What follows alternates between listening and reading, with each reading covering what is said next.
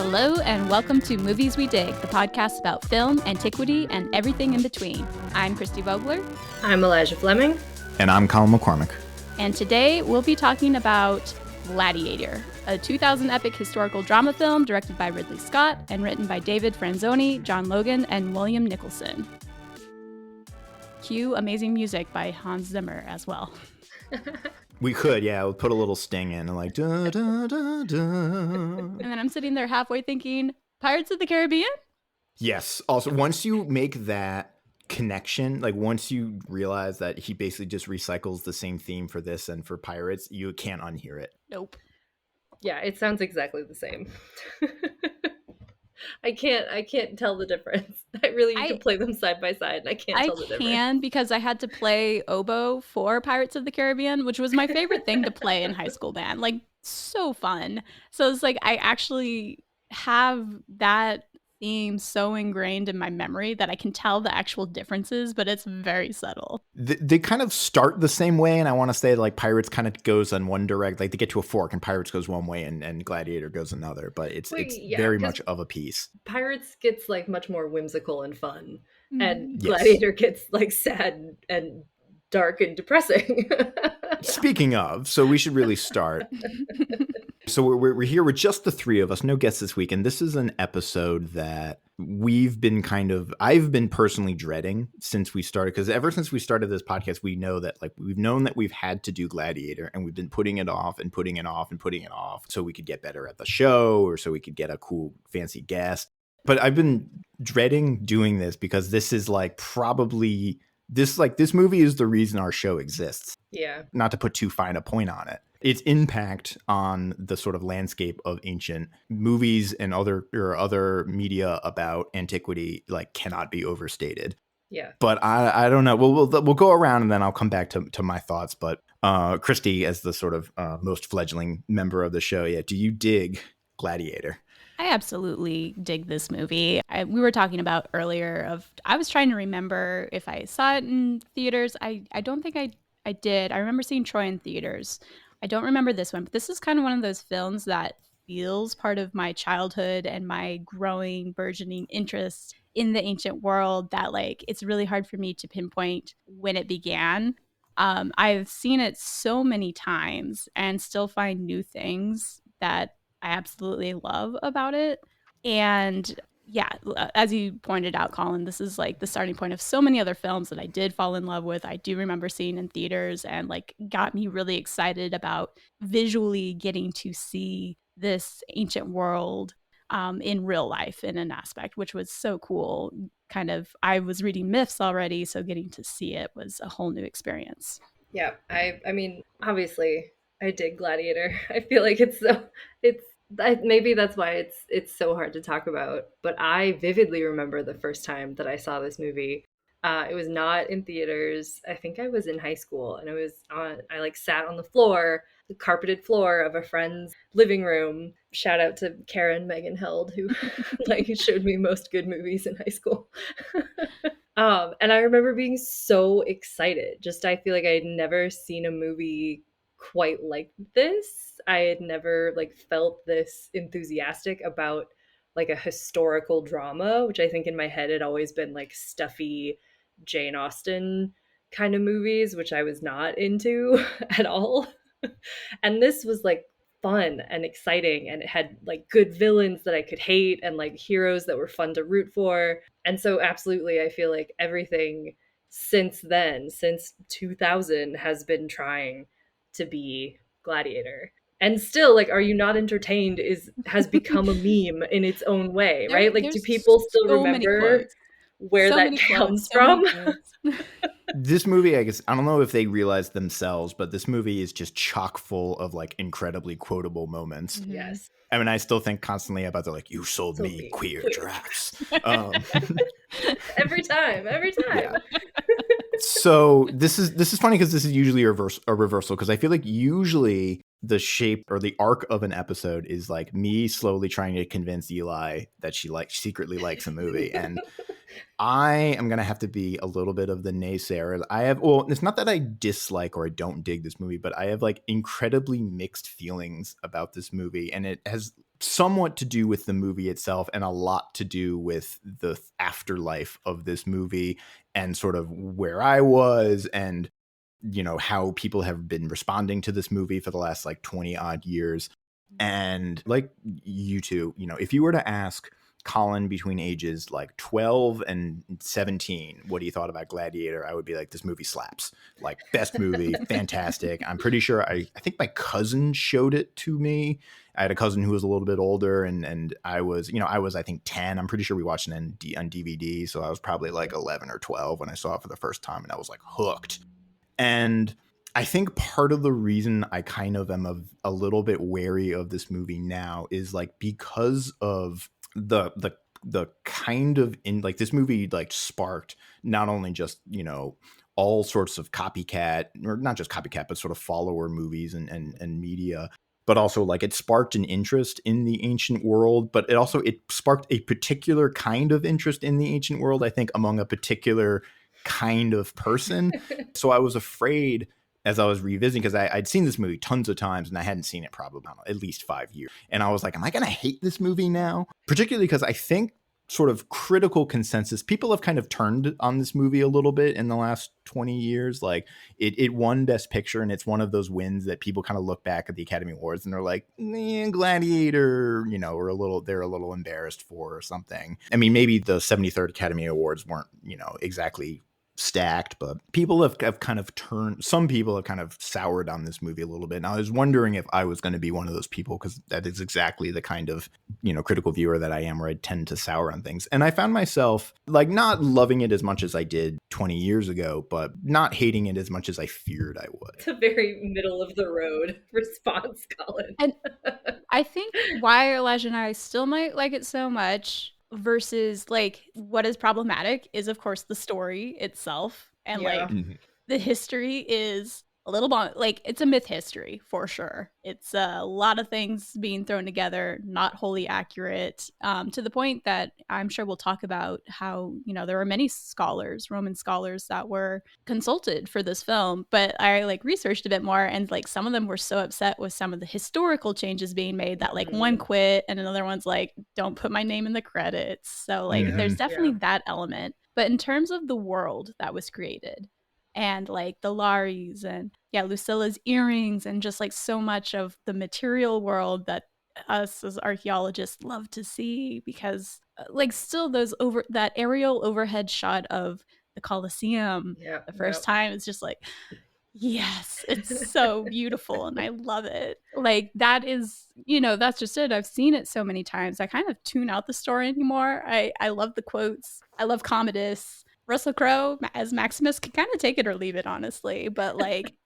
just looking up and seeing these little things in the background, I'm like, this is beautiful. Let's keep doing this. And I think that's the disconnect, is like if you're really focused on the history, it's problematic. If you're focused on the actual world building that Ridley Scott was doing here, it still takes my breath away a lot of the times. And this is, as I was watching sort of behind the scenes interviews with the writers and producers, they were talking about why Ridley Scott was on the short list of directors for this movie. So like the basic origin is David Franzoni, the writer, he sort of read a book called Those Who Are About to Die, sort of a 50s kind of adventure-y, little schlocky, and was like, this would be a good idea from a movie. And he worked on Amistad with Steven Spielberg, who had just started DreamWorks Pictures, and pitched this idea to Spielberg.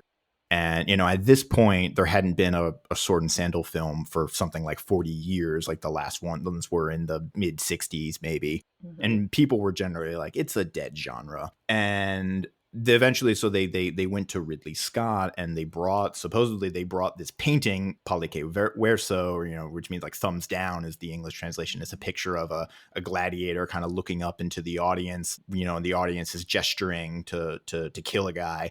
And supposedly Ridley Scott during the pitch just kept like looking at the painting, which tracks for anyone, who's watched a lot of Ridley Scott movies would know that he's a very sort of visually invested filmmaker. And so everything Christy was just describing about the sort of the visual and the spectacleness and the kind of painterliness of this movie, like I think very much tracks with Scott as a director. And because literally this movie is, I mean, we can talk about that. This movie is kind of based on almost every sword and sandal film ever, sure. but it's also Mhm. like kind of based on a painting.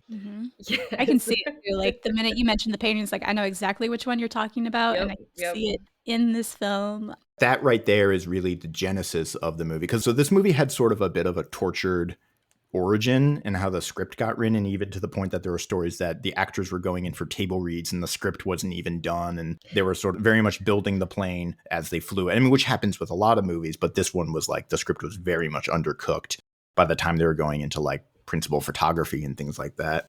Which usually is a bad sign, I feel like. Yeah, and I think it does kind of show because there's basically three writers that took a pass on this film: Dave Franzoni, John Logan, and then Will Nicholson, and they each kind of brought a different thing to the script. And Franzoni more or less sketched out the basic plot, and it's very much sort of it follows a 1964 movie, Fall of the Roman Empire, where there's Marcus Aurelius dies, his son Commodus takes over. There's this general who Marcus loved more than his son, and the general has an affair, or not an affair, but has a relationship with Marcus Aurelius's daughter.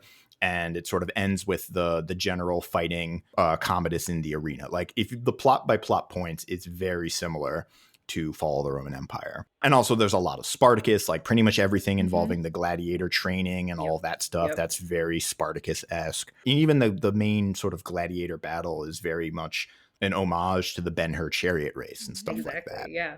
Yeah. I had a thought at one moment when Maximus revealed himself to Commodus in the arena, and he's like going out, and they're all chanting I am Maximus Decimus Meridius, I know. commander of the Felix Legions. Yes. And Yeah, they're all- I claim I don't like this movie, but I know every line. It's the most quotable thing ever. I think still my favorite one is like, "Is it over? Did I miss the battle?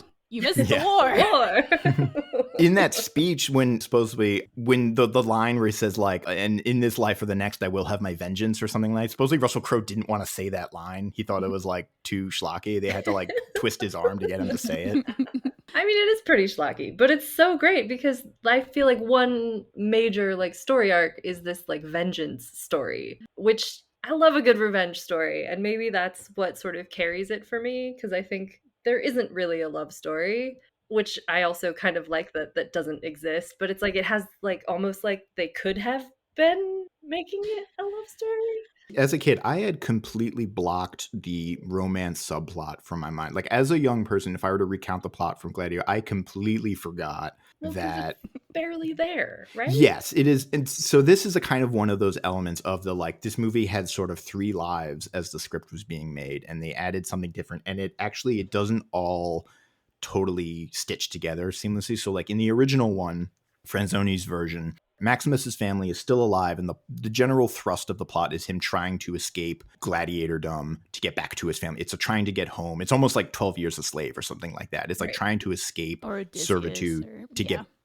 get back. And then the next writer, John Logan, he was the one that's like, no, we got to kill the family, and to give him some kind of motivation. And then the third writer, Will Nicholson, basically he got the script because the script was still like there was a missing element, and Nicholson was like, this is a story about a man who wants to kill another man, which is not a movie that I'm particularly interested in seeing. It's purely a revenge story. We need some other element. And so he primarily added the sort of afterlife element, among a few other things, of Maximus wanting to go home to his family via death. But then there's also this romance subplot, which I'm pretty sure somebody just added, like, so it's like, well, we need to appeal to, women or something. So like, let's add a romance. Well, some of this, I learned this as I was watching.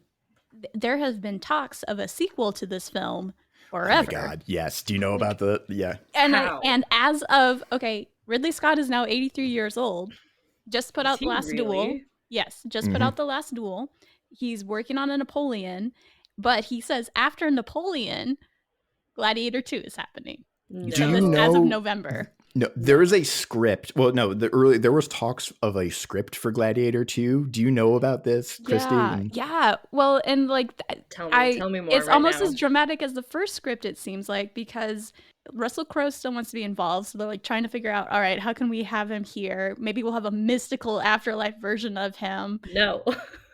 There is talks of like the sequel is going to be 25, 30 years after the events of this one, and it's going to be around Lucius Verus. And we find out that oh, actually, that whole romantic subplot actually happened where Maximus did hook up with Lucilla and that's actually his son. And so, whatever that means. And last heard, Chris Hemsworth is interested. So I'm like, Gladiator with Oh. Chris No. Hemsworth. No. I don't know what would happen in this, but do I want it? Do I not want it? I kind of want to see it happen, but There's an even wild. So there's actually somebody. So Nick Cave wrote a sequel script. I mean, it's kind of a joke, but he sort of sarcastically, he's like, "No, it's amazing."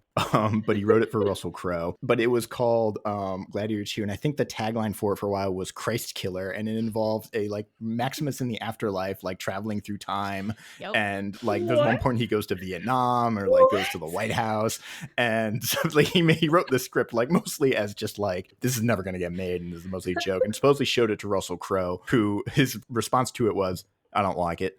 I'm pretty sure Ridley Scott wasn't on board for that either. Somewhere out there in the weeds, there was like a Gladiator 2 script. Oh my god, that's like the weird medieval versions of Alexander, where he like goes to the bottom of the ocean, or he like goes to the moon and is an astronaut. See, that I would actually want to see more than an actual just straight up. It's 20 years later.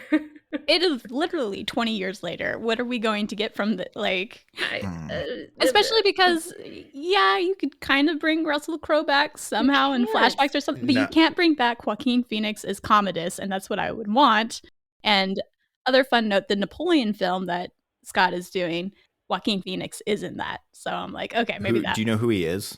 I really hope he's Napoleon, but I don't know. I just really found all of this out today. I don't know enough side characters in like the Napoleon story to like know who to like pinpoint who he could be. Like I know he seems too old, unless it's like Napoleon in exile or something, right? Yeah, I don't know. Who knows?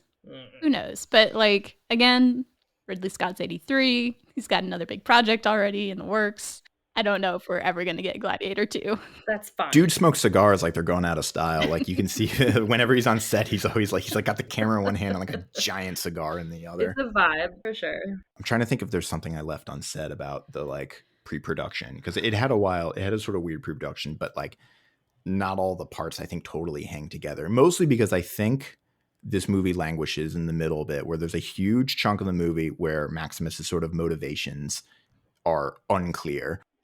But actually, let's rewind, because we should really talk about this film sort of in sequence, because we really got to talk about the opening scene.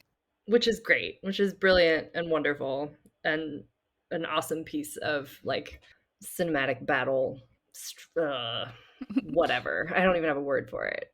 I just remember being blown away by the beginning of this movie. Even with the pyrotechnics, which are false, but like you gotta have fire in the battle. I don't care. I liked the how awful it was. It's like it really leaned into this is gross and disgusting, and there's mud everywhere and people are, dying, and afterward when they like wash all the blood off their hands and they're just drenched in black gore and goo, it made it really gross and really real. And I love that. I mean, this another movie that this movie is sort of silently in debt to is Saving Private Ryan, because this is the ancient Saving Private Ryan sort of opening, and I think it does it. I think I really like the way it sort of escalates and sort of ramps up the tension, where you see the Romans everyone's kind of waiting before the battle, the generals kind of doing their little last minute checks, the plan, and then it sort of, I think it does a good job of setting up that, like, they've got and introducing our characters, like they've got a plan, they're executing the plan. There's a dog. Yeah, there's a dog. Which I learned is accurate. They did have dogs in the army to go on patrols and stuff, and supposedly sometimes in the battle, but like Romans like their dogs. We'll give it to them.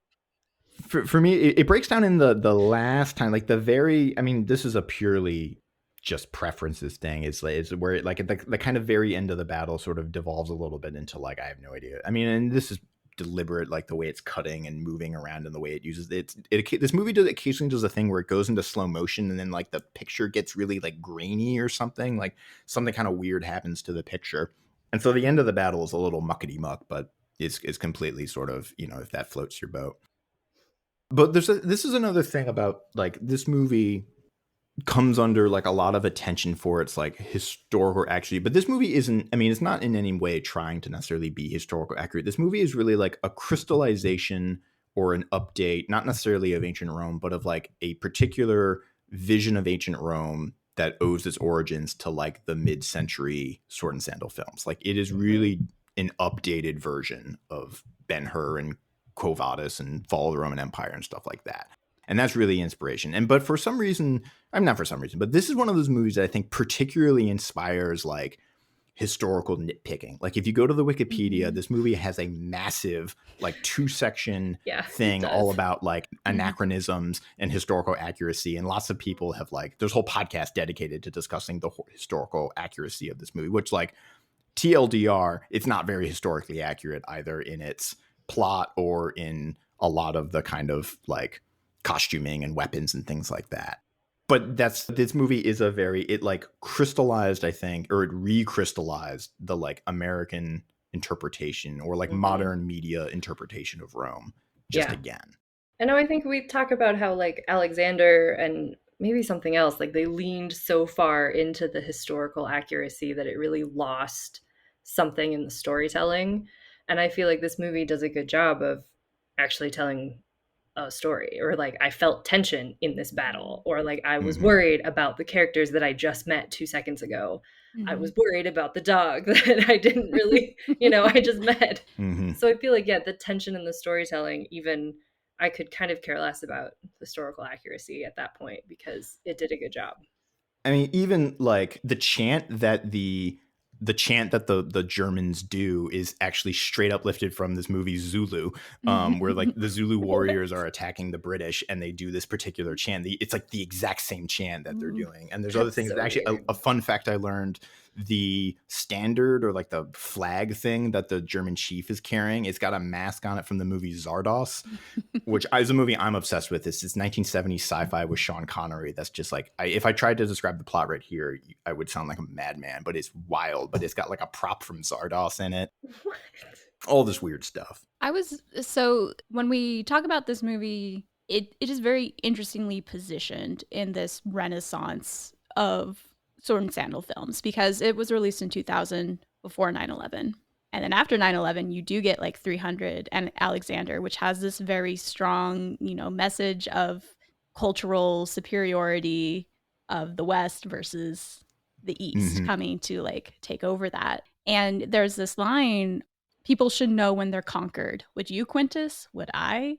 And that was something I was kind of reflecting on while watching this, and kind of the conversation we had with Kiara when we were watching Cleopatra, where like that one is like showing the Romans being obscenely violent. And like I was kind of questioning this too, like this is our vision of Rome, but this is Rome, like our main person is the Spaniard. Like, yes, he's part of Rome, but he's also outside of Rome. And like Rome is actually very problematic because it is conquering people and people are resisting, and Rome is corrupt and something needs to change. It's kind of like this huge underlying message that I don't know would have been present after 9/11 if it had come out. So like this movie is very interestingly placed in that it did kickstart a whole new Sword and Sandal thing, but it didn't have that undertone that came with 9/11. So I was wondering what you guys kind of thought about that. Like what, especially because Rome keeps being talked about as an idea that we're trying to get back to, but what is it and how do we get to it?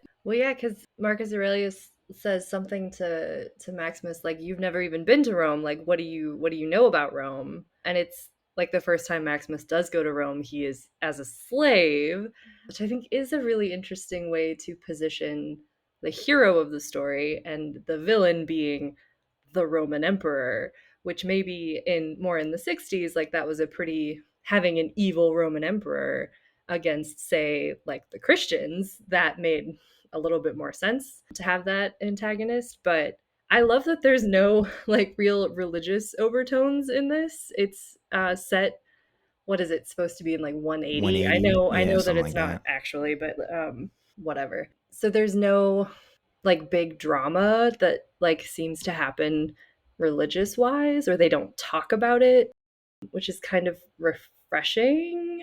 But it's still, I have this big question of like the corruption, which I do like. And like Marcus Aurelius seems tired of it all. He's like, what did we do this for? Like, why are we here? And that I think is something that we definitely didn't see, say, in like The Last Legion, which was like, we are Rome and now Rome is Britain, or like, yeah, what like what does that mean? And nobody's questioning that. And so I think it's cool that there is a question mark there, even if the rest of the movie didn't maybe fully. It didn't get answered for It, sure. no, it didn't get Yeah. answered, but that's also kind of what I like, is that Mhm. it's just asking the question. It's not really trying to answer it. I was reminded like of a bunch of things just then, which is like because one of the notes that I wrote down was like, is this movie positing that like Rome is a good idea? And it like seems to be soft, like with a soft yes, because the way this movie ends is essentially like, well, now Commodus is dead and we can get back to the good stuff and we can recreate Rome and sort of fix it up. Which when it's interesting when you compare it to older versions, like particularly Fall of the Roman Empire. Basically the end of that movie is the hero sort of basically goes off with Sophia Loren, his love interest, and there's a voiceover monologue that's basically like, this is the beginning of the end for Rome. From here it's just going to fall into like decadence and corruption and war, and it's going to go all downhill. Or like in the end of Claudius has this kind of reflection where he's like, F it all, I'm just going to let Nero be emperor, because like I know Nero sucks, but like I've been in this sort of system of the scheming and the backstabbing and the political intrigue, and like I tried to be a good emperor or whatever that means, but like I just kept get sucked down, and like, is it even worth it? And he's just kind of like, I don't even care anymore. Like maybe this is all a bad exercise, and like, it ends on like kind of a nihilistic note. And I think this movie sort of almost has to end. It doesn't have to. I think its creators think it has to end on that note, because the creators going in were very much of a mind that like Rome is America. And I think even in the pitch, Franzoni pitched to Spielberg, he said like, look, this isn't a movie about ancient Rome. This is about LA 1,000 years ago or 2,000 years ago. And the Coliseum is Dodger Stadium, and this is really about us. It's about a culture obsessed with entertainment and spectacle, and it's losing sight of the stuff that really matters. And it also tracks with Ridley Scott, who, if you've watched a bunch of other Ridley Scott movies, a common recurring enemy in Scott movies are giant corporations. Like he's really down on, even though he's an individually quite wealthy man, he really does not like giant rich corporations. Like they're the villain in Alien, they're the villain in Blade Runner. I mean, even like Robin Hood, his Robin Hood movie, it's kind of about, and is very much, I think, retreading a lot of these ideas. So I don't know. Yeah, like this is like Rome is this idea of Rome is an idea. And it reminds me also, my last sort of little plug is there's like a sort of anecdote that some reporter supposedly goes up to Gandhi and he's like, well, like, what do you think about Western civilization? And Gandhi supposedly says, well, I think it's a good idea. Somebody should try it. And I feel like that's kind of Rome in this movie, right? Like Rome is an idea, but it doesn't actually, it's not lived out in any sort of reality. It's like a platonic form. Like it just exists in your mind, and it exists in Maximus's mind. It's like, yeah, Rome is, civilization. We're bringing truth to these like freaking savages in the woods. But he just wants to go home at the same time. It's like, I have to do this. I'm obligated to do this, but really I just want to go home. There was one other line that really got to me today too. It was a conversation between Lucilla and Commodus, where they're arguing like the use of the Senate to begin with. And I think, what is it? Leave the people there. And Commodus goes, illusions? And she goes, traditions? And I'm just sitting here being like, ouch. That is the Senate in a nutshell right now. I mean, yeah, it was true that, I mean, yeah, by that point, and even now, yeah, but the Senate is very much a sort of an artifact. It's the appendix of Rome or whatever. They weren't really doing much. Sorry, that was my like, ooh, Commodus might be right for once here. Not in like where he's taking that conclusion, but just that general statement kind of like, I see it, I understand it. And like, that's what I kept going back to. It's like, what was going on in 2000 that this could be reflective of America and our politics at the time and where we were on the world stage? Because so much of when I grew up was after 9/11. And like, that really was a marked change in our place in the world, or like America's place in the world and how they viewed it. So it was so hard for me to contextualize this. I feel like there's this huge obsession with like mob rule, right? Or of like this sway of the masses. And maybe Rome is the mob. Yeah, Rome is the mob. And then I wonder if that's sort of like the growth and the real like explosion of social media and the internet and its like wide availability. like that in the later 90s, like really, really grew exponentially. And so this probably could have been seen as the obsession with entertainment, but also like this obsession with hive mind sort of creations of like, you know, the cult of celebrity thing that sort of could grow from nothing. Or even Reality like some stars or yeah, like I mean, the late '90s, early 2000s. I guess we're getting the rise of maybe reality TV, but mm, also like entertainment news. I feel like is kind of hitting peak sure. form. Like Yeah. Fox News is kind of in its stride by this point, or is about Mm, to be.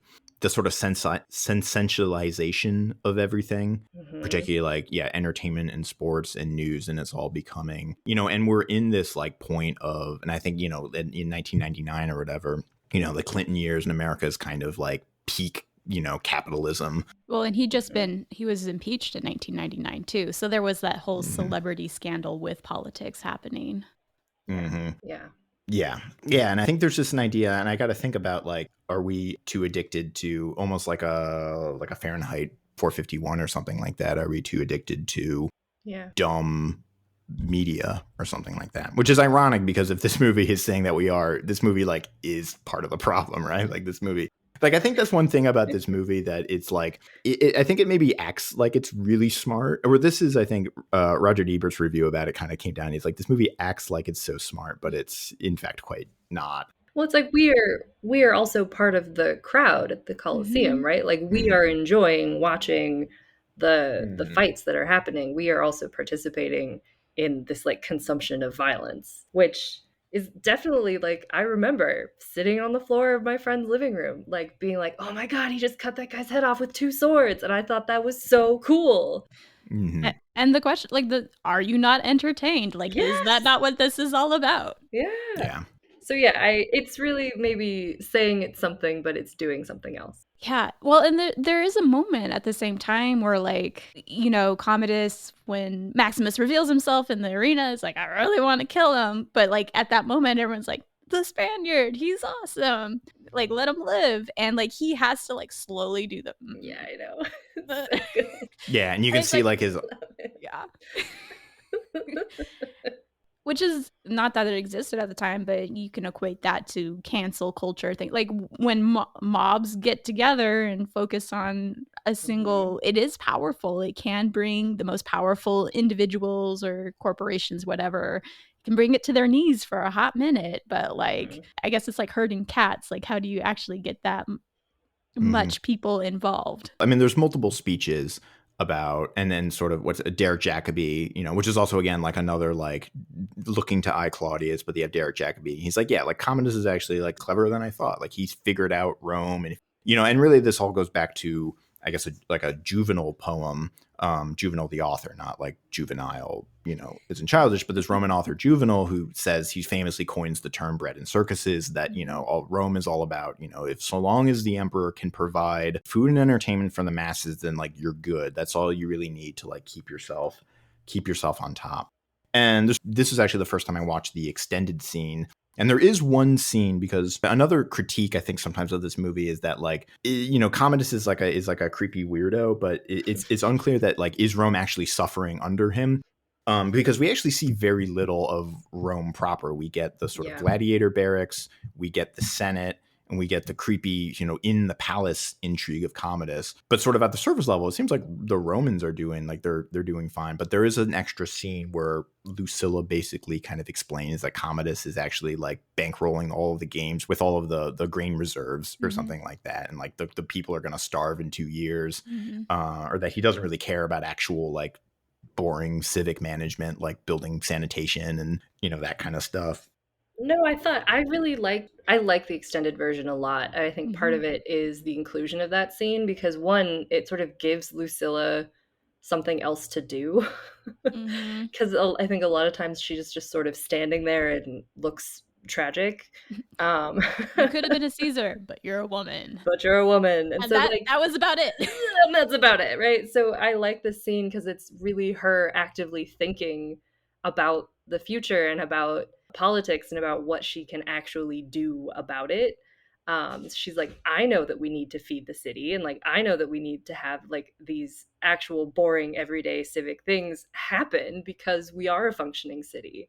And so I really like that it gives her sort of that, the showing that she can actually be this person and that could have been this ruler without, just telling us. But also I think, yeah, it does give another level to, there's something happening under the surface of all of this, that everything looks all fun and happy and we're all yelling in the Coliseum, but that we don't see that daily life. And so I like that there is that glimpse of something else terrible is happening. So I wish that had been in the regular version. I think it was a really important scene. Mm-hmm. And there's this question going to the historical accuracy of like so much that was written by Commodus was written by senators of who he was not on good terms with, but like this Germanic invasion that his father was dealing with for decades, as soon as his father died, he's like paid them off and now they're not a problem. And so there is a big question of like, is he actually a bad ruler? He's not a stoic like that. You very clearly see Marcus Aurelius is a stoic and Commodus is not that. So it's a completely different philosophy, a different approach, but it's not necessarily wrong. And this cuts it way too short. Like he dies very quickly. He ruled for I think almost Really 2 years long with his time. father and then a long period after. Lots of people tried to kill him, including his sister, which they kind Which I of love. do, but like don't play that out, which I think would have been more fun than threatening her son. We should maybe talk a little bit about the Marcus Aurelius and Commodus too, because like exactly to Christy's point, like with many emperors, sort of our sources are, you got to keep at arm's length sometimes because they're definitely working an angle. And Commodus is kind of particularly tricky because the main source on him, or one of them, is the Historia Augusta, which is a sort of notoriously untrustworthy source. Yeah. People argue today of like whether or not we should trust it at all because it's kind of a wild. But a lot of the accounts of Commodus really dwell, and even like in Joaquin Phoenix is almost, this movie goes a long ways to really kind of humanize Commodus in a way that the historical sources of him are not remotely inclined to do. They dwell on like all of his various depravities and the creepy stuff, people that he was trying to kill. And one of the sort of supposed inspirations behind Maximus is this character Narcissus, who was Commodus's wrestling partner, who actually was the one supposedly who killed Commodus by strangling him in the bath. Because there was an intrigue, there was a plot. Basically, I think Commodus's mistress supposedly like saw a list of names of people who would be killed, and hers was right at the top, and so she entered into a conspiracy and got Commodus's wrestling partner to kill him. But Commodus himself is one of the things that's sort of most famous about him is that he was a huge enthusiast of the games, and a very famous sculpture of him features Commodus in this dressed like Hercules, where he would like to go into the arena dressed as Hercules and fight, and particularly actually kill animals. He was big into the beast hunts. Which I kind of love. I don't know. I can definitely like see a version of Commodus who's like really cool. Who's like I know people say this about Nero as well. He's kind of like the rock star or like the jock emperor who's like out there in the arena. And it's like, what if the president played like in the NFL? What if we LARPed? Yeah. That's like literally what Commodus was, just LARPing basically in front of the whole city, which was pretty scandalous because also he was LARPing with enslaved individuals, which adds a sort of spin on this. There's a total But level. he was loved by the people for that. It was the senators and the higher class people sitting there like, oh God, I can't laugh because I'll be killed by this crazy guy. But like he was beloved by people for that. This is also like, I think, a Ridley Scott thing, because I don't know, have you seen his Robin Hood movie? Yeah. Because it has a similar bit where Oscar Isaac is playing a very Commodus-esque figure. His Prince John is like this creepy little twerp, and it's the landed gentry, like the nobles, who are like kind of the heroes of that movie. Like they're the voices of reason, and they're the ones who advocate for basically the Magna Carta and this kind of like division of power, but primarily among the sort of elite, like the aristocracy or something like that. And I feel like there's a similar thesis going on here where like the idea is that, yeah, like guys like Derek Jacobi and the other Senator Gaius, who I think also is not by accident named Gracchus. Anytime there's some kind of like populist senator, they're always named Gracchus after the actual populist senators who lived hundreds of years before Commodus. But these are the guys that really should have been in charge of the city. They're sort of like father knows best kind of energy. like monarchy's bad, but aristocracy good. Yes, there's like there is a right way to do this, and it's not what you're doing. Yeah. And it also, I mean, it does massage the point where they have a thing where like, well, we are the people. We are elected by and for the people, which if you ever study sort of Roman history, you'll know that the Senate isn't really elected by and for the people. They're their kind of own landed gentry class. They're sort of historically from the noble families, and you can enter into their ranks by achieving a certain degree of political office. But it's more of a position you get sort of by birth, wealth, and status, as opposed to like, you know, there's other government positions that do speak for the plebs or the people at large, but they're not the Senate necessarily. And again, that's another just collapsing, I think, of late 20th century democracy and late second century democracy.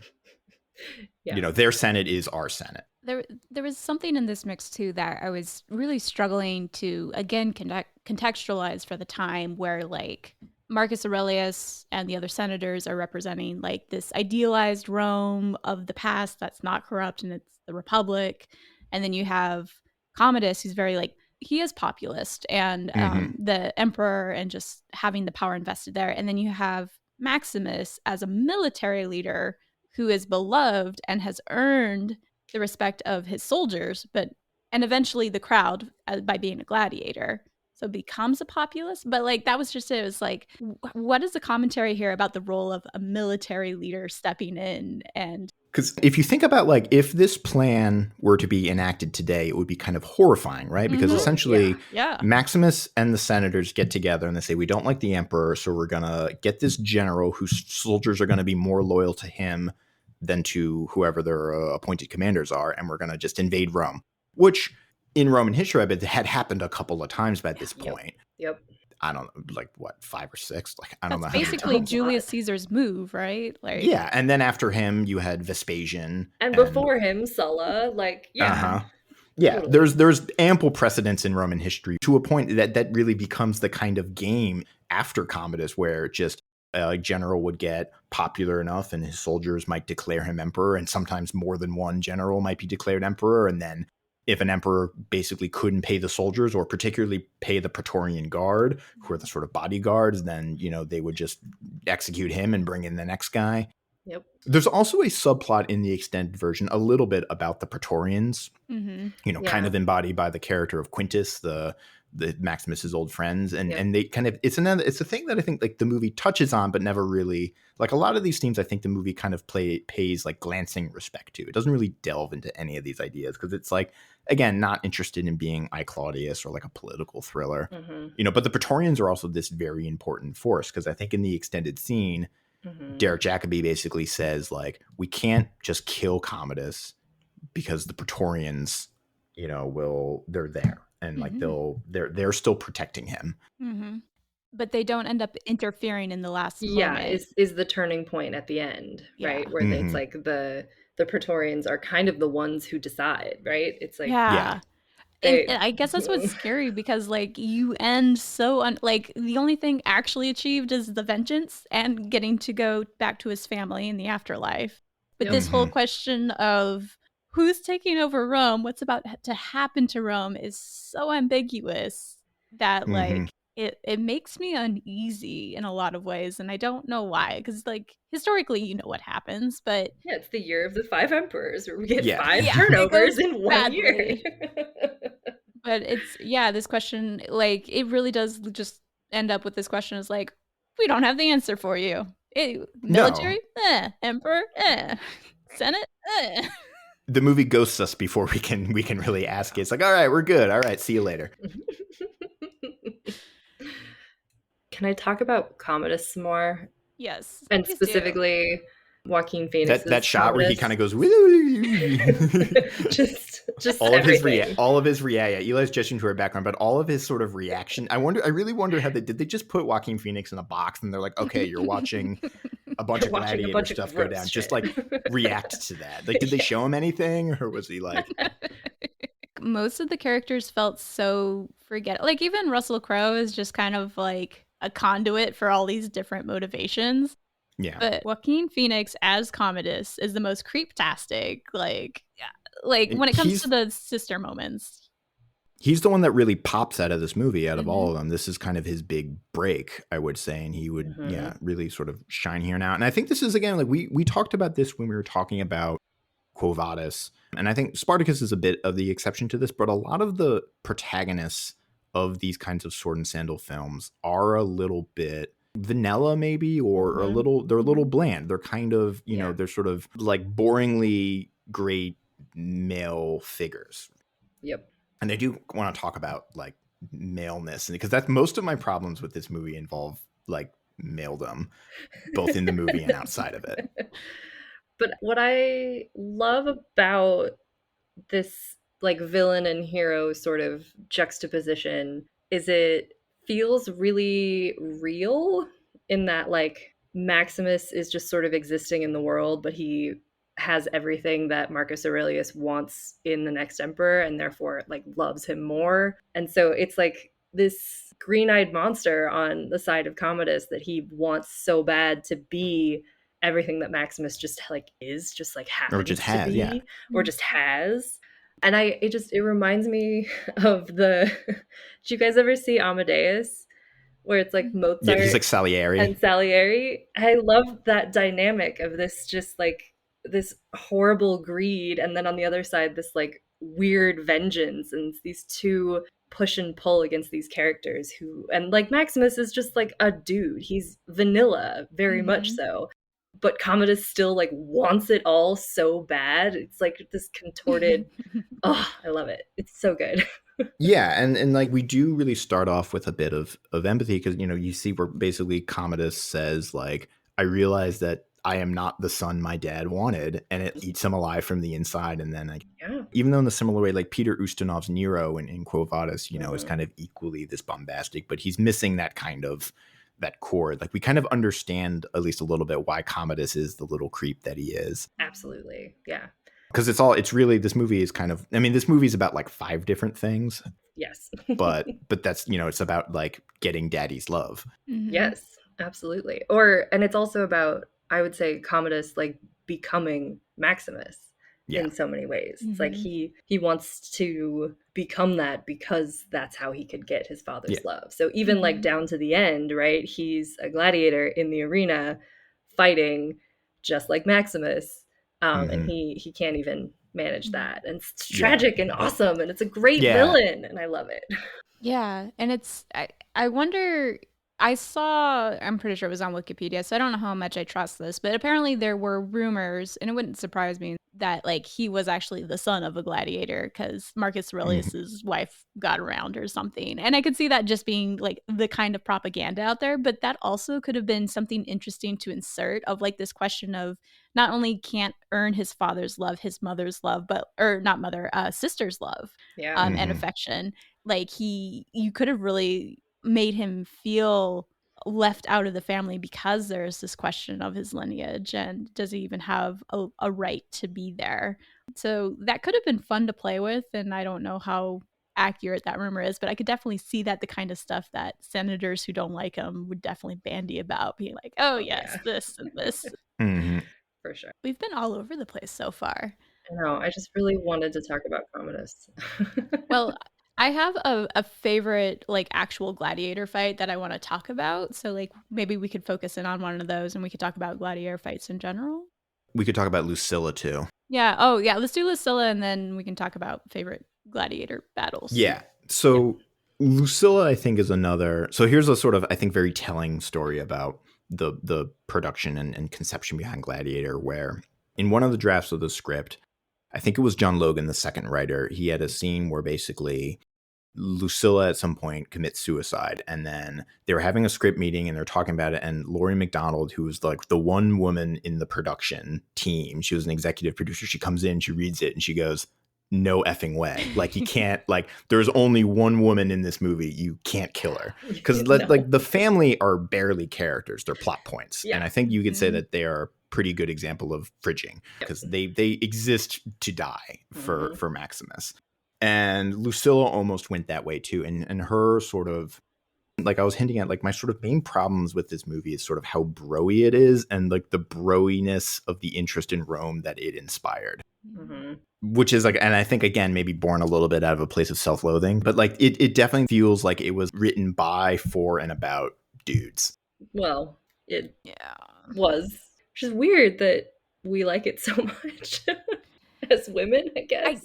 I don't know. I'd rather see women be almost wholly absent and like being like, we are operating in the world of men and men only. And then I can just focus on that for what it is. Like if it was a movie about a submarine, you'd be like, all right, yeah. Yeah. Yeah. Versus like having women, but like really poorly played. Like at least, yeah, had she committed suicide, would have been upset. But like the one woman they did include, and it you know, in the grand scheme, it's a fairly small circle, all things considered. Yeah. So like I don't know why it doesn't bother me. It doesn't. Lucilla, as she's played in here, thankfully, is done pretty well, especially when you do get the extended scenes and they really are just keep playing up this point. It's like you would actually make the better Caesar than your brother, but you're a woman. And I kind of appreciate that. It's like you could have been these things, but this is the reality of the Roman world. You don't get to have that power. So I think that's why it works for me, is just an acknowledgement that like she can have all of these qualities that is what you would want in a leader, but it is her gender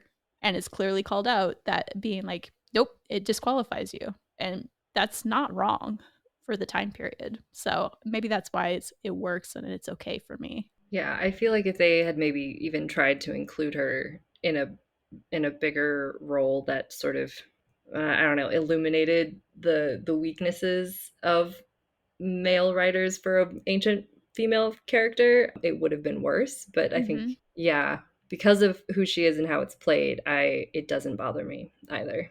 And I think at some point they do kind of recognize also that as a woman you can sort of fight your own fight in like a certain type of way. When she's like, you never learned how to lie very well, Maximus, and he's like, well, like you obviously did. She's like, well, I had to survive.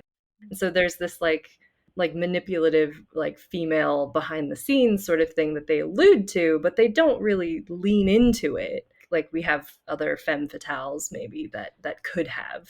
Her first couple scenes, she's very much like kind of Olivia, character. She's like, oh, like Commodus, stop your scheming, and like I want a bath. And then she really and I guess it probably has to do when they introduce the character of Lucius Verus, her son, and that softens her up a bit. Like it almost like her in the first sort of 15 minutes of this film, basically even up until when she has that conversation with Marcus Aurelius, is almost like it seems like there was almost a different version or something, or it's paying homage to like the characters Eli was alluding to, like the Livias of the world and the Drusillas and whoever else. Yeah. Well, and I think part of that felt true as well. Like when we initially meet her, it's with her brother who she doesn't feel safe around. And there is a very nice, polite version of ourselves that we present to men that we feel are dangerous. And then when we're with men we feel safe with, then you get more of the authentic and then all of the, qualities that might be viewed as masculine or might be viewed in a threatening way to men. Like you can let those out. And so again, like strangely enough, feels authentic in the way that's presented. That's why it was so good that Joaquin played creepy so well, of just like small touches that like I can feel that, like I know exactly to be in those positions of like, how do I handle this? I put on my nicest face possible and get out as soon as possible. And anytime he's interacting with the son, he's got it. It's a very like hair-raising kind of. Yeah. So again, like strangely,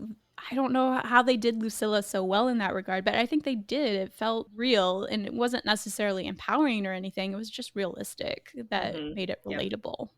Yeah. Any other characters we want to dive into? Proximo.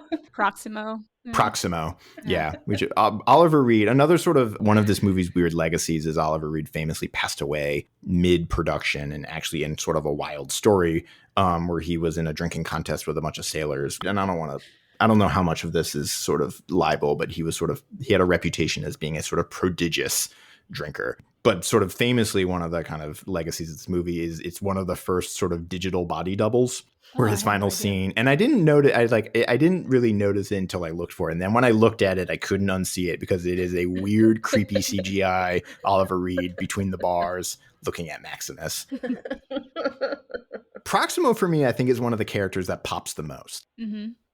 And is one of the more interesting characters because he's this, I think we talked in the Spartacus episode about the kind of characters in these gladiator schools or in these sort of systems of oppression that kind of buy into the system. Because like Proximo, almost you would think that having been a gladiator, he would be kind of sympathetic to the plight of gladiators. But in fact, he's kind of the least. He's like, you exist to entertain people and to die. And like, isn't that kind of awesome? Yeah.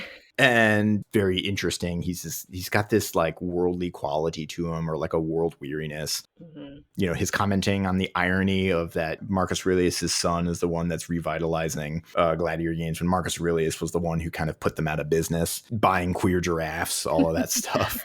I love it. Yeah. I think it's so easy for him to have been such a one-dimensional character. Because I feel like that's kind of what I'm thinking of the Spartacus show.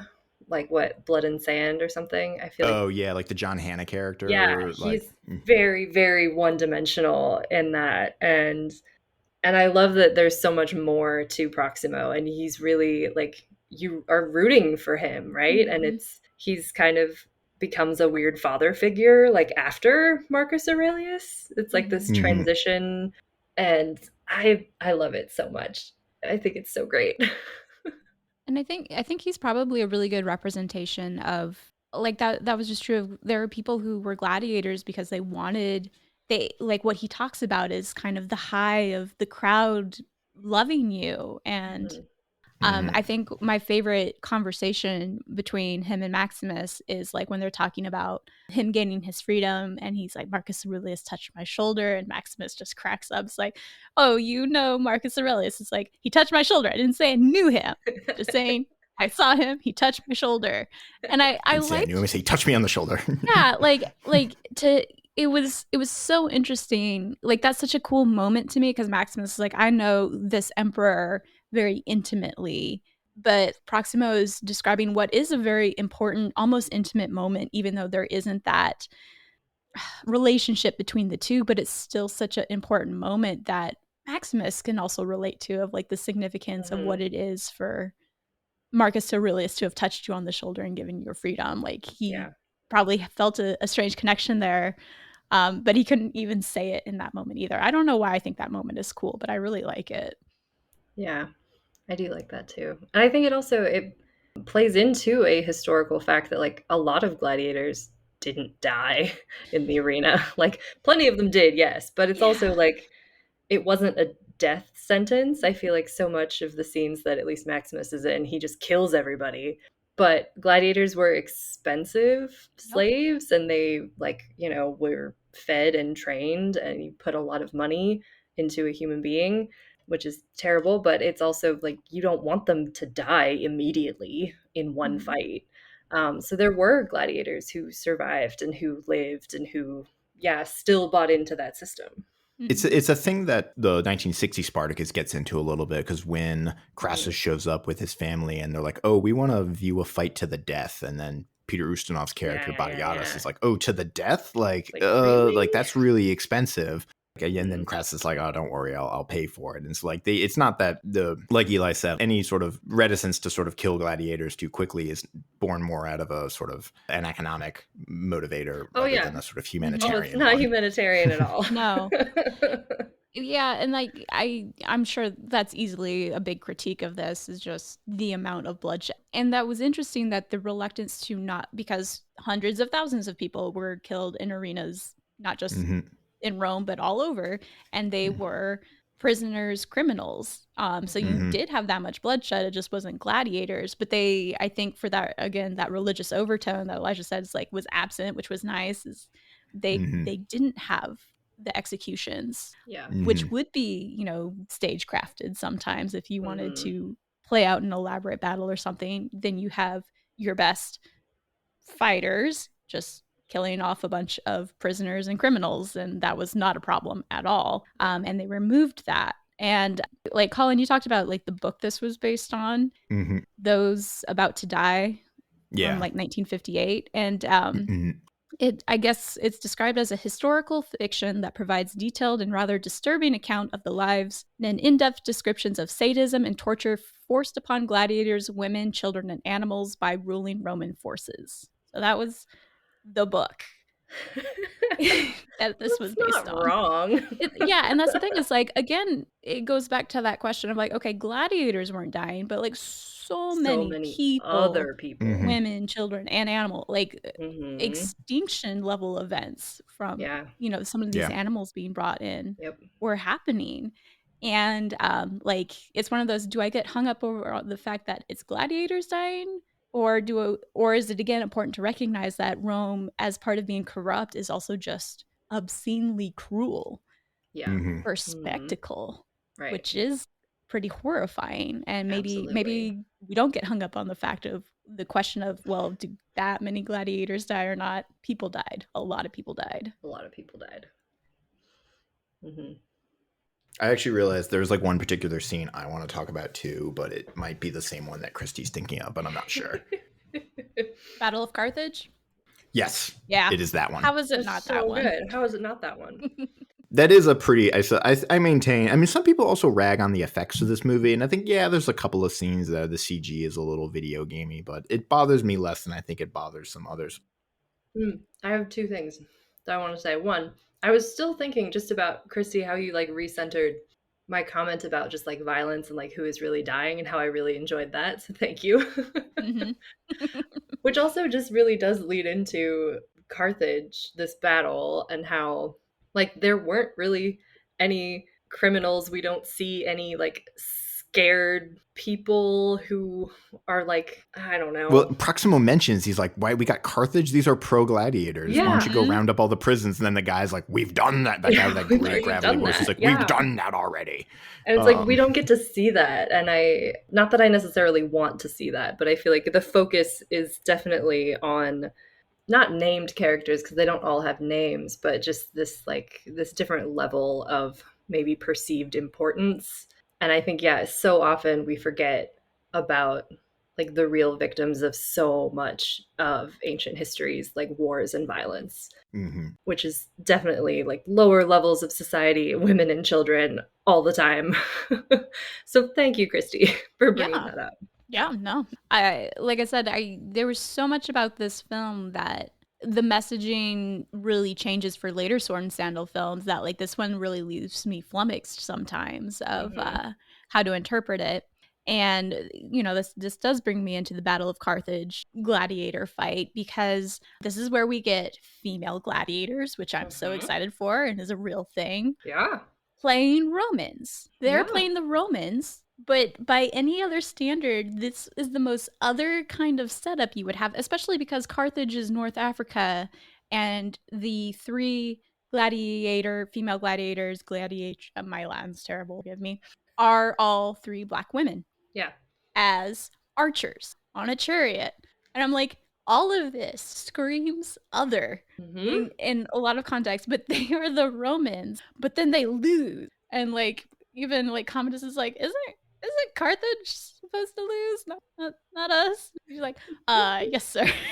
I will talk to all the dead people in the arena about this. This was the thing where, like, I was gonna say, if I had one like sort of historical nitpicky moment, this is the thing that sort of bugged me. Although I'm sort of like thinking it now, and I wonder if it's purely accidental, because like Christy's saying, like the battle is the Battle of Carthage, where you have the Romans under Scipio Africanus fighting Hannibal. And then in the movie, Russell Crowe and friends are set up as the invincible barbarian horde. But then the Romans, but I guess, the movie's not like shining. He says like the legionnaires of Scipio Africanus. And like, I don't know if it's supposed to register for the audience that these women in chariots with bows and arrows are like supposed to be the Roman legionnaires, when like really, if anything, it would be the other way around. Like the dudes with the shields are more sort of Roman-esque than... Not that Hannibal actually had like women in chariots with bows or anything, but like whatever. It is an odd sort of choice.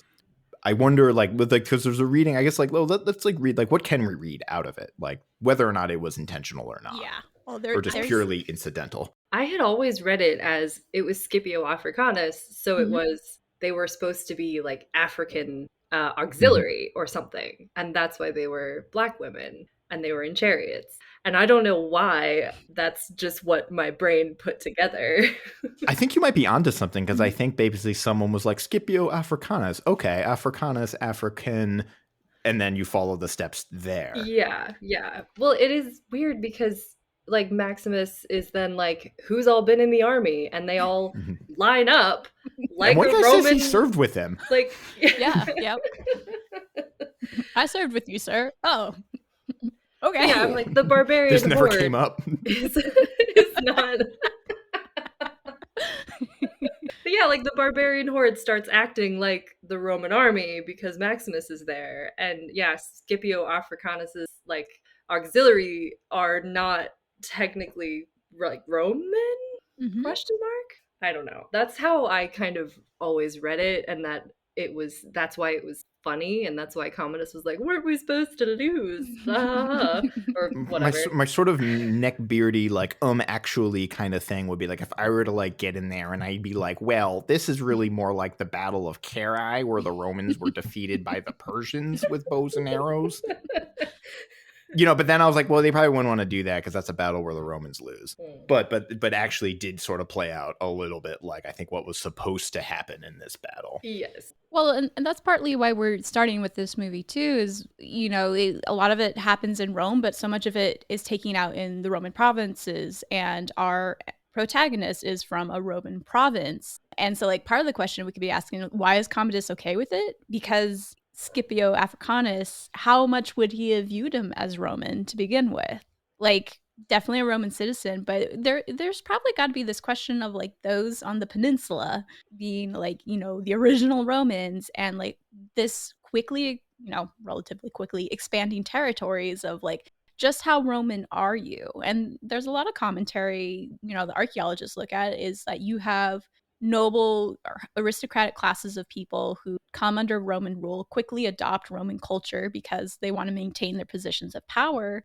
But people who are already in power, how do they view that? Usually not very favorably most of the time. So, like, is Commodus okay with this? Because ultimately he sees both sides as other and like whatever.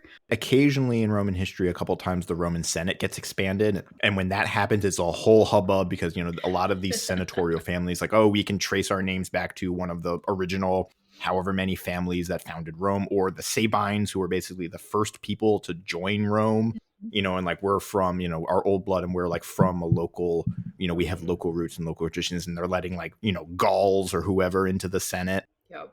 And it's becoming a thing at this point in history, too, where we're getting emperors who are not even Roman. Trajan, I think, is from Spain. Mm-hmm. And because this is also a period right up before Marcus Aurelius where emperors are naming the successors, and it becomes almost a kind of meritocracy thing. And so you're getting people rise up through the ranks. So it's not completely inconceivable that a guy like Maximus, somebody from the provinces, he isn't sort of a noble Roman lineage or Italian even, that he could, become emperor or have a sort of high functioning level of government. Later, we are going to get Septimius Severus, who's from North Africa, immediately after this.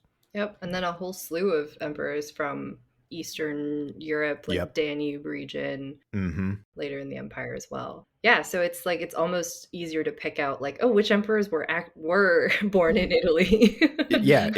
After a point, it becomes very few. Yeah, very, very few.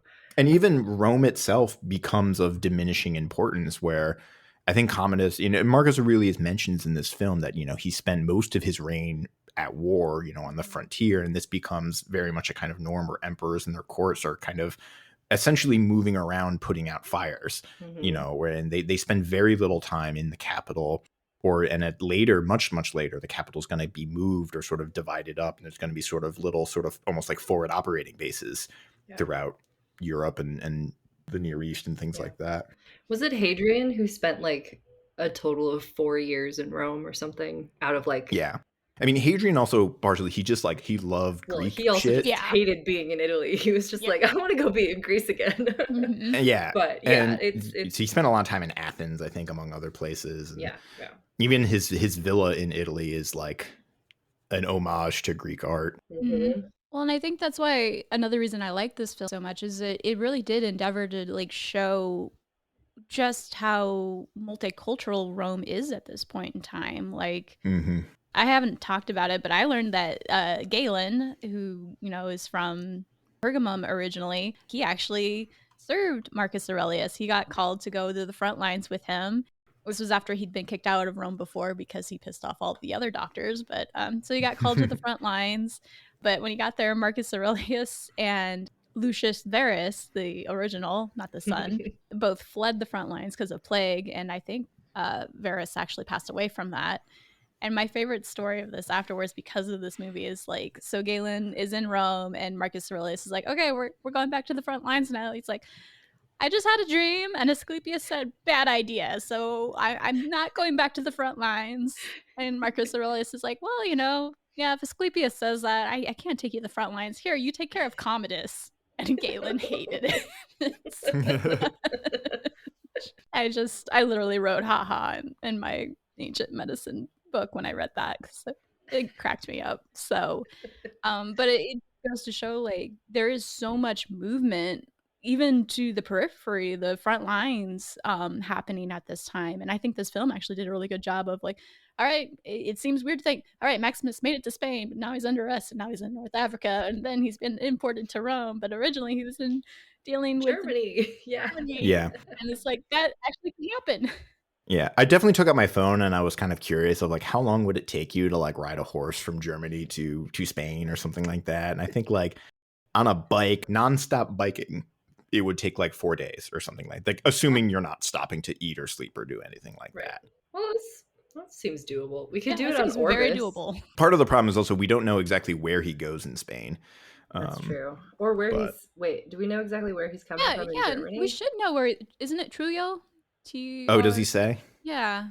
I think he does. I think you're right. And the extended version, Marcus Aurelius is like, tell me about your home. And okay, he says it's in the hills above Trujillo.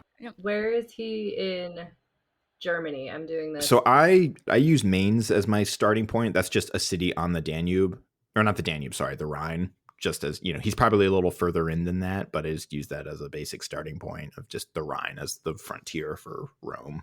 I mean, it doesn't really matter. I mean, some people complain about that, like, how he magically teleports. It sort of seems like he rides from Germany to Spain in one night, but like, no, that doesn't really bother me. No, that doesn't bother me either. And he like has 2 horses and then they both die and he's like, starving and I forget Argento and what's the name of his other horse? Oh, Sciato or something like that.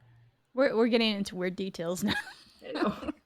It's Argento and Scotto. Okay, so bringing it back a little bit to go with like the planning of this, because these shows are planned extensively in terms of cost and storyline and things like that.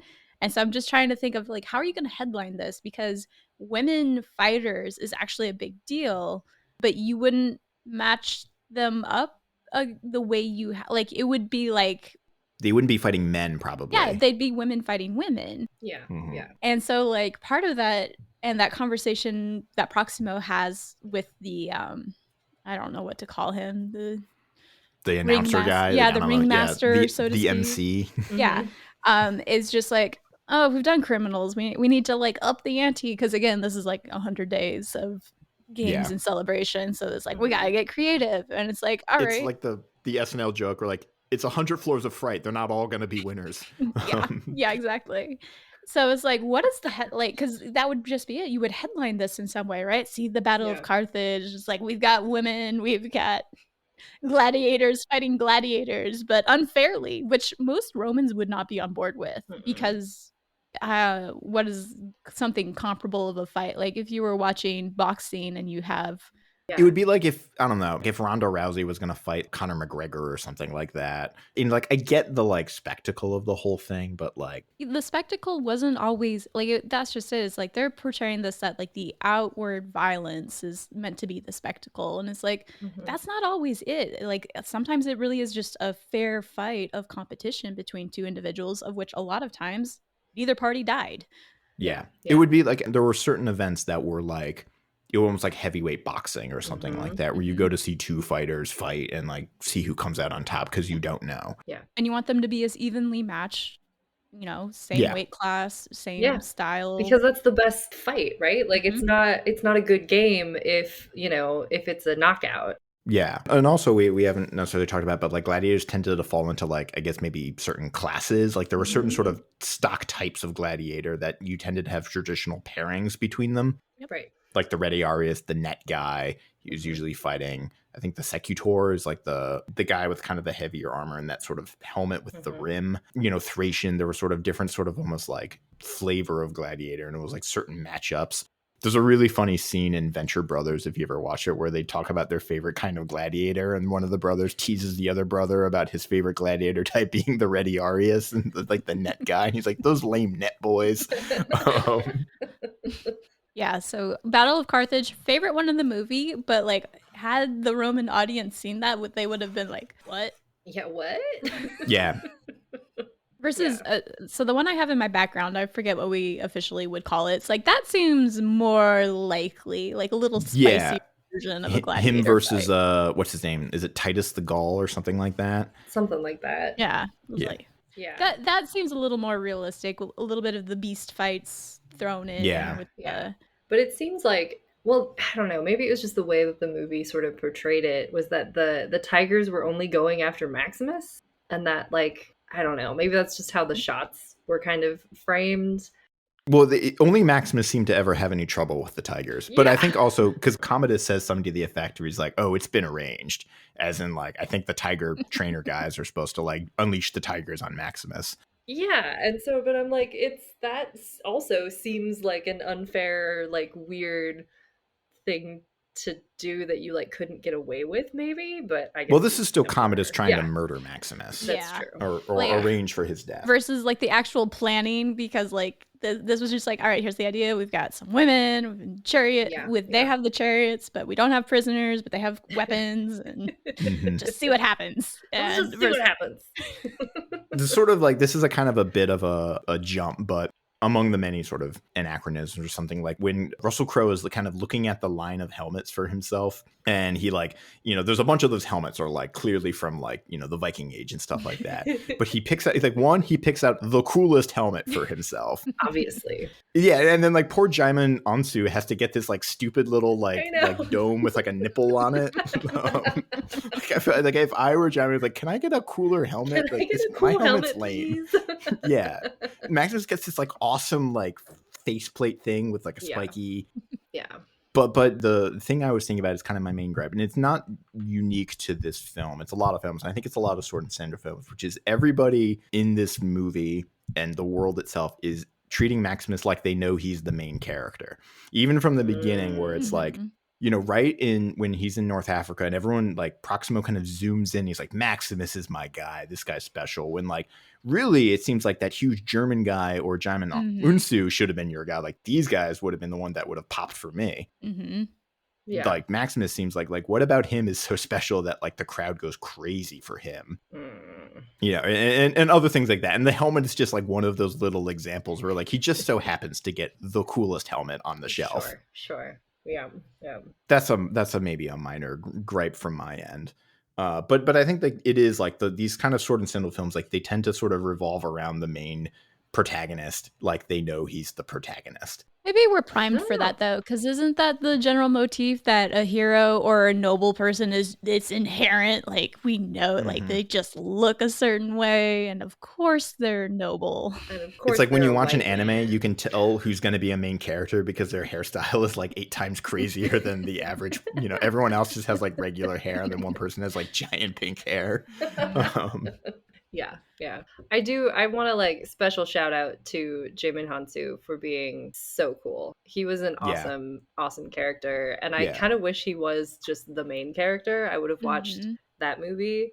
Hollywood wasn't ready for that. I know, whatever. But I loved actually their interactions and sort of just like how they like kind of talk to each other in a very just like honest and curious way. He's like, do you think that you'll like see your family after you're dead? Like, I don't know what you believe. Do you think that? And he's like, do you think your family can hear you when you talk to them? And I kind of loved that. I thought it was really like small little sweet moments between these people in very precarious situations from very different places, and they found that thing that they could talk about, which was the death of their families or something like that. But I loved that.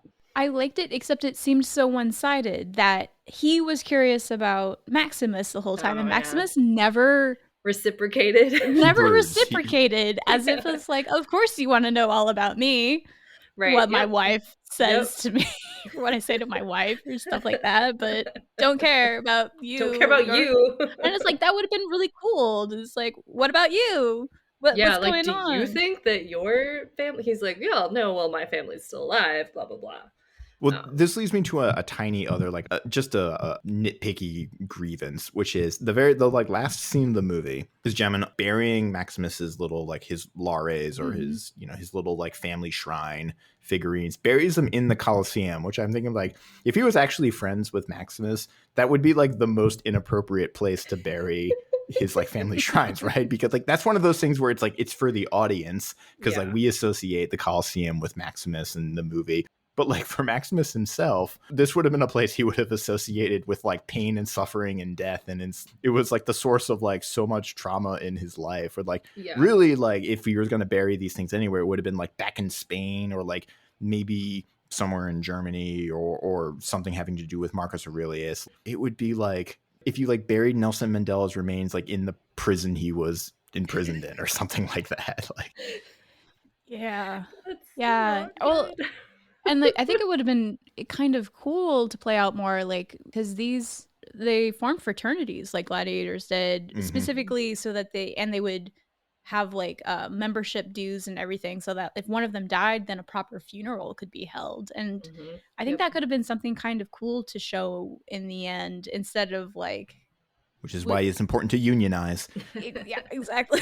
even gladiators can bargain collectively. And like, we don't even see him get buried. We see, and that, I mean, that's what's hard. The Larrys are buried. It's like, that's his wife and his son are buried there. But to be fair, they were murdered back in Spain, so I guess I don't know where. Yeah. I think, I mean, it would have been kind of cool if he, like, added a little Russell Crowe, like, to the figures of his wife and his child, and be like, now you're all together. And then take him to his own kind of altar shrine. Yeah, to, like, take him with him. And I don't know. That, I mean, it could have been kind of cool. Like, I kind of would have liked to see, I think his character's name is Juba. Yes. If he, like, makes it back home, and he's got these little lares, but then, like, I would love, it's like one of his daughters is like, what are those? And he's like, dude, craziest thing happened to me.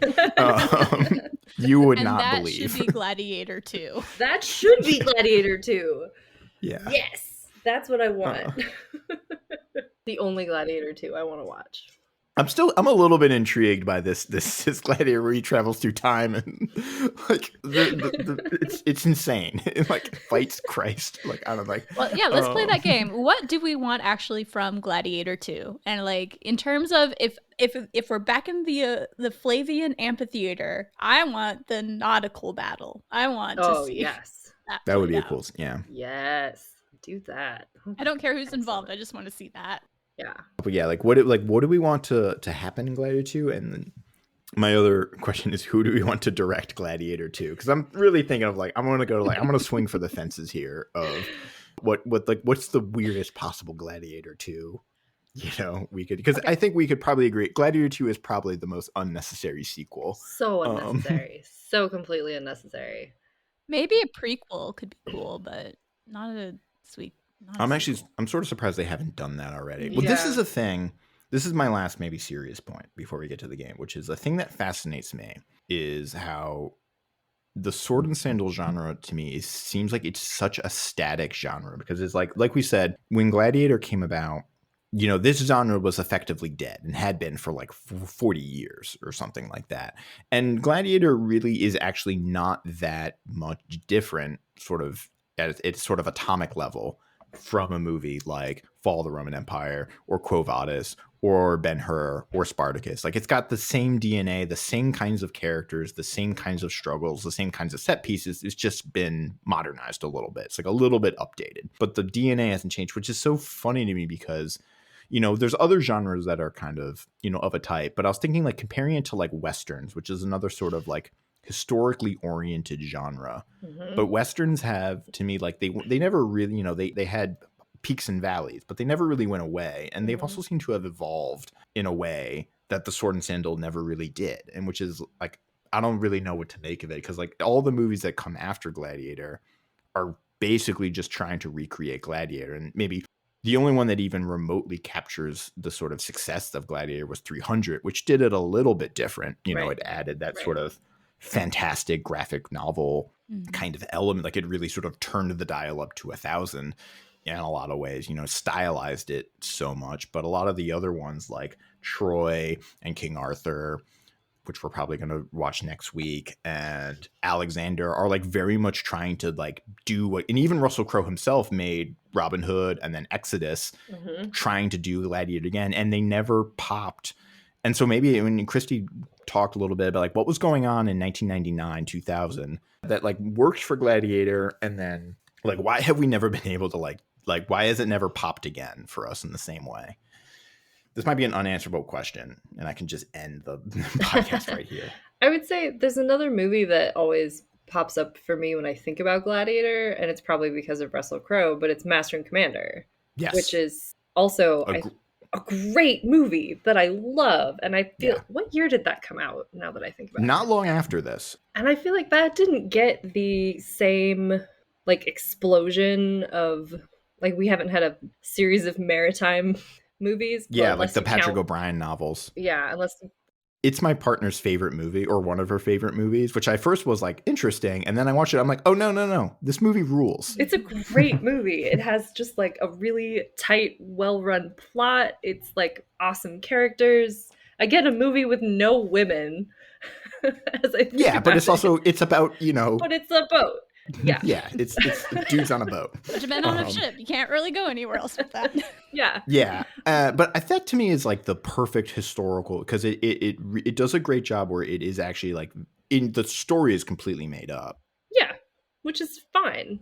But it like nails exactly like that era, like Age of Sail, like what it was like to be on a boat, what it looked like, what it felt like, what it smelled like. But yeah, it had all the nitty gritty. It was gross. It was sad. It was an excellent movie. And I feel like it takes place over a few like months, maybe. Yeah. It's a very small little slice of life at a certain time in a certain place. And I feel like Gladiator almost is that same kind of slice, which is like, probably, we don't really have an actual like time frame for how long this takes, but it's not like Maximus's whole life. It's not like he and Commodus like grow up together. Like, we don't have the whole Alexander as a baby, Alexander as a teenager, and then like he dies. It's this smaller slice of certain events in people's lives that I think works really well. And I think that hasn't really happened again. It follows the good movie rule, which is get in late, get out early, right? Yeah. Like, don't tell. And I think this is like, we talked about this like with Troy stuff. Fails this test, I think, which is funny because the Iliad itself actually passes this test. Right? Mm-hmm. You know, the Iliad doesn't start until the 10th year of the war, and it ends before the war ends. Mm-hmm. And, you know, all like, you know, a lot of these movies like feel, and like Alexander and like Troy feel the need to tell the story from soup to nuts. Mm-hmm. But even, like I was thinking, because like the only movie that I can think of that really is the exception, because Sword and Sandal movies are also of a piece. And the only really exception that I can think of is Agora. Which is set in the ancient world, but is very much like not a Sword and Sandal movie. At least it doesn't hit the, you know, it's not about epic battles or corrupt emperors or. Yeah, because your protagonist is a woman. Yeah, and it features Christians, but not in the way that Sword and Sandal, you know, where they're this like angelic group of people. Mm-hmm. And like, why don't we have more movies like Agora? Because again, it's that kind of thing where Agora is kind of putting the weight of the world on its shoulders. And like, there's a lot of, you know, it's not a perfect movie by any stretch of imagination, but like, why do we not have more like just a romance or a comedy set in, you know? I think that's where, you know, what I just said was kind of joking, but it's really true. Is like, you had a woman as a protagonist for Agora, and I loved that movie. And I was just thinking of like Troy Fall of a City had this problem of like, you are trying to, instead of having your vanilla blank slate male protagonist, there are these stories that exist in these ancient worlds that we want to center, but movies just haven't done it. Mhm. But there's other media that does. I'm thinking of so many books and graphic novels that are doing this, like Madeline Miller's work. If you read Lore Olympus and Mhm. like, so I go there for those stories and I think they're great. I don't know if any point if any of them are going to be turned into movies. I'd love to see a movie, but instead we're getting Cleopatra, which again has already been Yeah. done, and how much of Again. it is for the sake of Julius Caesar and Mark Antony. Yeah. And it's going to hit, even if it centers Cleopatra, it's still going to hit a lot of the sword and sandal kind of, tropes. And like another book I was thinking about is Lavinia by Ursula Le Guin, which to me is kind of the predecessor for sure. like Madeline Yeah. Miller's kind of oeuvre, which I really really like Lavinia, but that's exactly it. It's sort of on the periphery. So I don't know. It's just it's a thing that I think about a lot of, why stories about this time period are so one-dimensional in the kind of genre that they play in. Yeah. Do we think they're too serious to be funny? Because like I would love like a more modern version of like a funny thing happened on the way to the forum, but in a way that's not offensive to everybody. So there was a show on BBC for a while called Plebs, which was kind of just like a I remember that. goofy workplace comedy.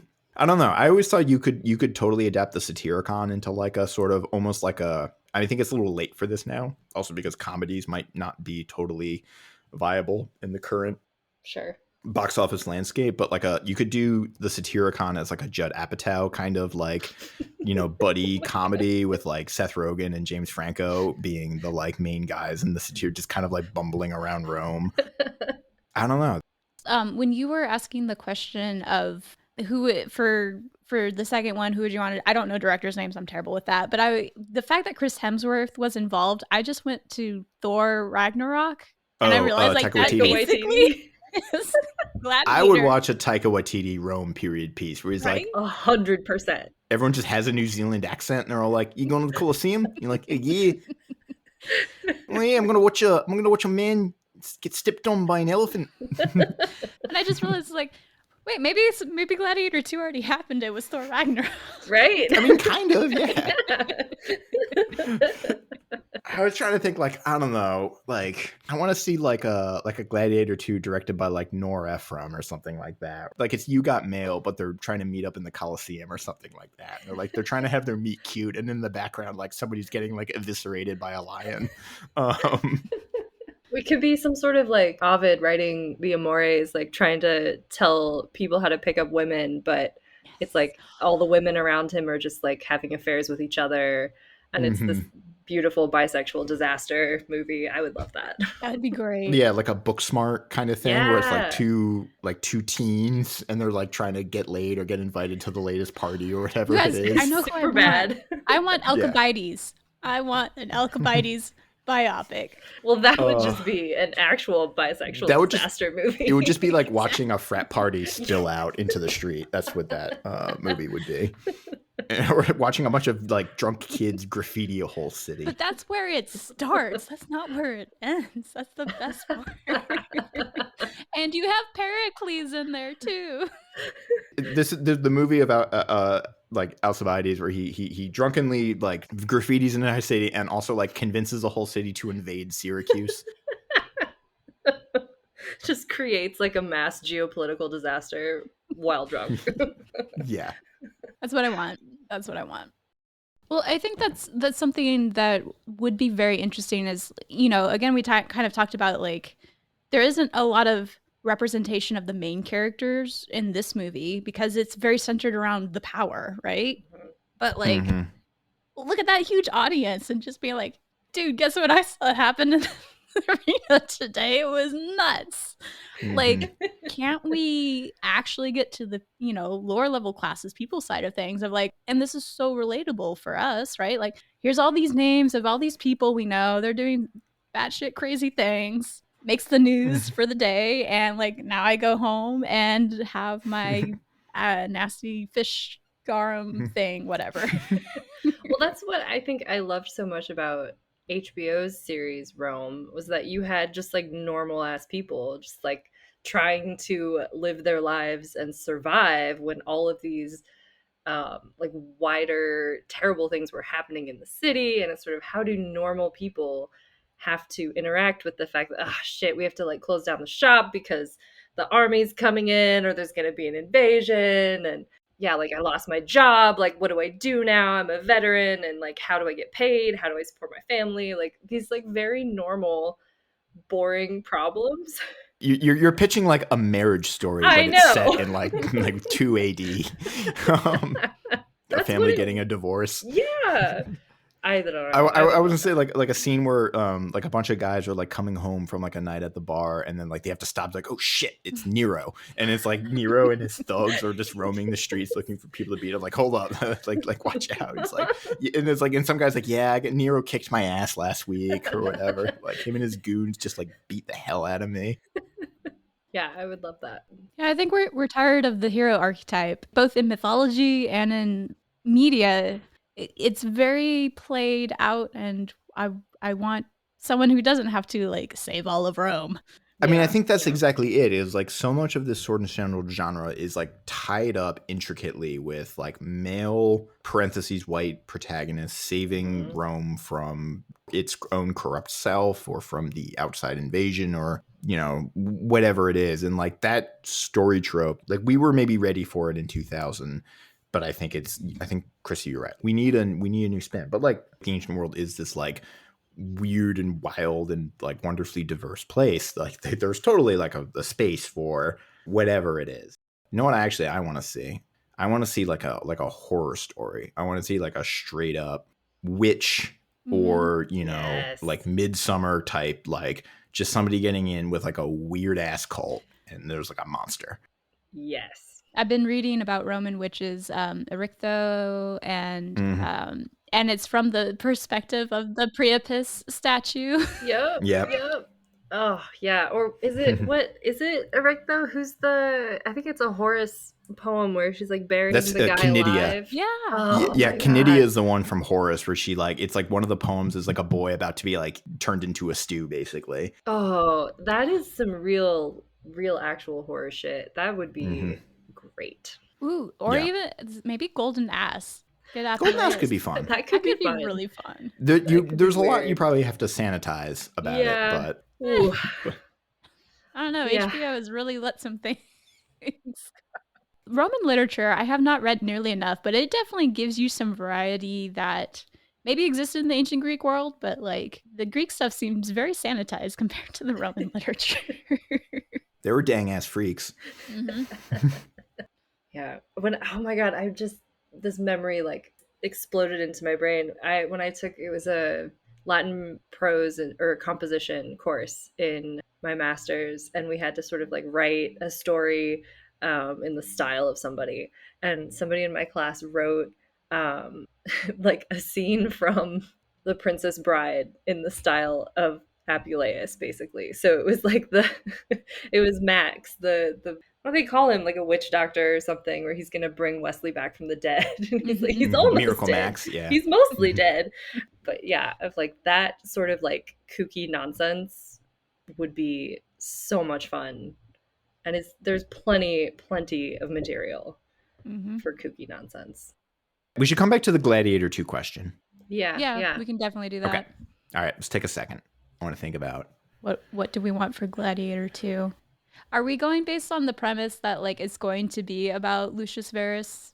I think we'd take it any way you want. Any way we want. Okay. Yeah. Okay, I think I have mine. Well, first, I don't want a Gladiator 2. That would be my ideal, is no Gladiator 2. You're in the Lana Wachowski moment where it's like the studio's going to make it with or without you. So I understand. Yes. Okay. But if I have to Lana Wachowski this, then I want the only character, the only like returning person to be Lucilla. I want an entirely new cast from there, except maybe a cameo by Jim Anansu, who comes back like with his family and is awesome and totally happy and fulfilled in his life. And I want just like starting from scratch. I want a completely different plot. I want it to have almost nothing to do with the actions of this movie, except maybe there will be political overtones because maybe Lucilla is still trying to be more republic-like, and maybe, I don't know, 25 years later, who is it? 20 some, 30 some years later, who's emperor? Crap, do I have to Google this? It's not Caracalla, are we at? Yeah. It might be. Caracalla is 211 to 237. Okay. Okay, so we're in the Caracalla zone. Which could be fun because Caracalla is someone else who is really characterized as kind of a wild, He's a weird dude. weird guy. And there's maybe we could do something with like the citizenship. What's it called? Yeah, he grants citizenship to everybody. He grants citizenship to the entire empire, basically Roman citizenship, and it disastrous in so many ways. And it's sort of argued by historians to be like an economic ploy, but it functions really weirdly on a more social scale. Maybe that's what I would want if we have to do this, make it completely different. What is your gladiator component? Because there's got to be. I don't care, Kirsty. How do you call it Gladiator 2 without it having a gladiator? I don't. That is fair. That's what I was trying to figure out. I was like, okay, how do I still have a gladiator involved? Yeah. Well, I mean, again, Caracalla was kind of a wild guy. He could have some sort of gladiator component to him, like Commodus. Didn't he also built one of the big bathhouses? Yes, he did. Yeah. In Rome. Mm-hmm. So I don't know. Maybe there could be some just competition. New architecture coming through, new entertainment in town. Was it Caracalla's baths where like recently there was like McDonald's was trying to build a site in one of the baths? Was it baths? Was it maybe the baths of Caracalla? That wouldn't surprise me. Yeah. It was either him or those or Diocletian's baths. I can't remember which one. I like distinctly remember sort of thinking we're like I get like, no, you shouldn't build a McDonald's in this bathhouse, but like that guy secretly might have been into this idea. Like were he alive, he might have endorsed it. Oh yeah, absolutely. Yeah. It's like, what else are you going to do? All right. That's me. It's my very pessimistic view. So yours is more like a political thriller, right? Yes. I would say mine is definitely a political thriller. Okay.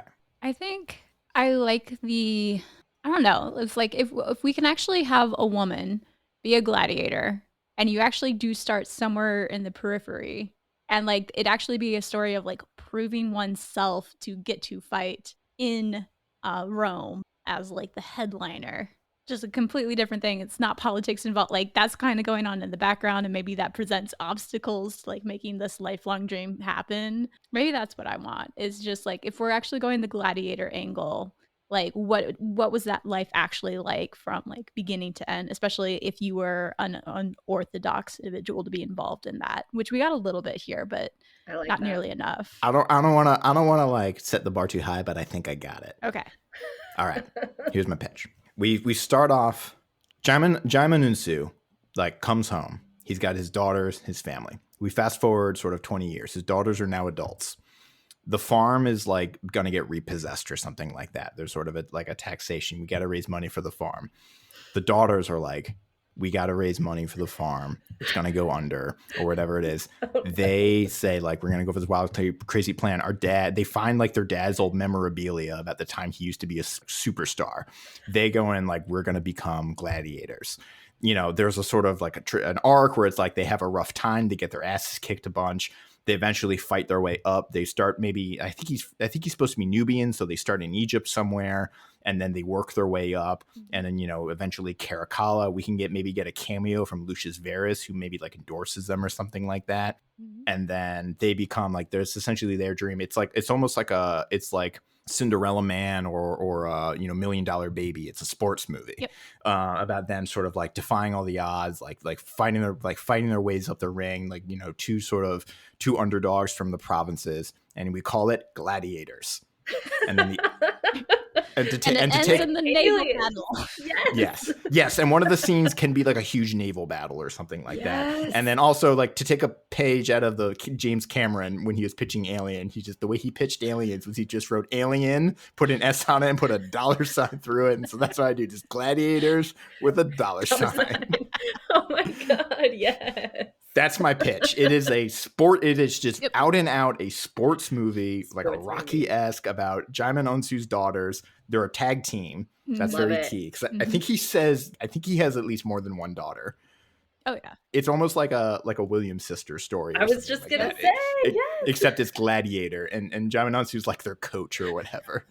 Or no, he's against it because he's like, I hate being a gladiator. Like, gladiating sucked. And so, but yeah, that's my pitch.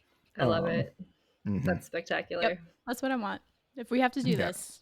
That would especially be because you can't have Commodus. Commodus is dead, so I'm like, no. He said Caracalla can show up and he can be this like, you know, this dude, like he's just there at the games or whatever. And like, oh yeah, that's Caracalla.